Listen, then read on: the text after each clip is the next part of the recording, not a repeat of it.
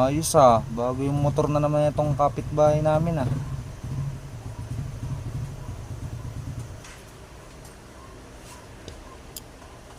Bago na naman yung motor nito. Nagtataka ako sa taong to, ang dami laging kina-cash out. Halos araw-araw nagpapa-cash out sa akin tong taong to. Nagdududa ako dito Oh. Bago na naman yung motor Ano kayang ano nito? Trabaho.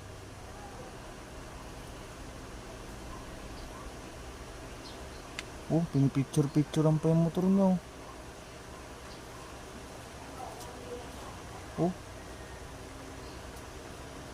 Nagtataka ako May nangungulit sa akin, nagte-text na ibalik daw yung pera niya na kinuha sa GCash Duda ako sa taong to Tanong ko kaya.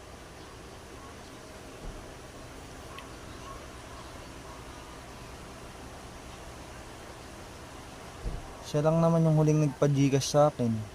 Ang 5,000 tsaka 4,000. Boss! Boss! Boss! Tara.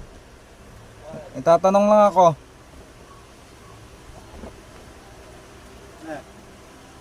May nagte-text kasi sa akin na, di ba ikaw huling nagpa-GCash sa akin ng 4,000 tsaka 5,000? Oo, bakit? Nag-ano sa akin kinukulit ako Tapos natawag pa Ibalik daw yung laman ng GCash niya Anong babalik ko? Pera daw natandaan ko ikaw lang huling nagpaano sa akin cash out Cash out? Di ba nag-cash out ka sa akin nung 5,000 tsaka 4,000 Oo, na magkasunod? Nagdududa ako baka kasi alam mo na, uso ngayon yung scam, di ba? Pati yung sa scammer? Hindi naman, ikaw lang kasi yung huli. Baka kasi akin nga yun, yung 5,000 tsaka 4,000, bakit? Baka kasi mamaya, yung number ko yung ma-detect kasi dito mo pinapa-cash out usong-uso ngayon dito yun sa lugar natin Uy, hindi ako yun. Mukha ba akong scammer? Porkit nakabili ko ng bagong motor?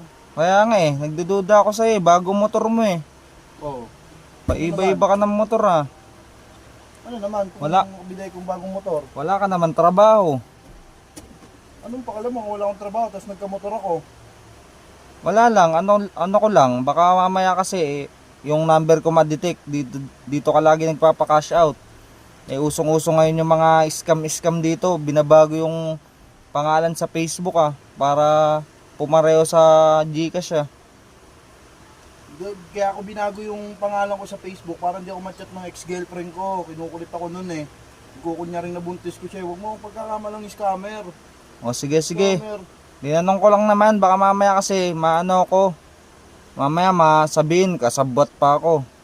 Ito nang i-scam. Wala akong trabaho, tapos nakabili ko ng motor. Usong-uso ngayon yung ganyan sa atin Mamaya, Alam ko, pagkakamalang pa ang scammer Lakas mo.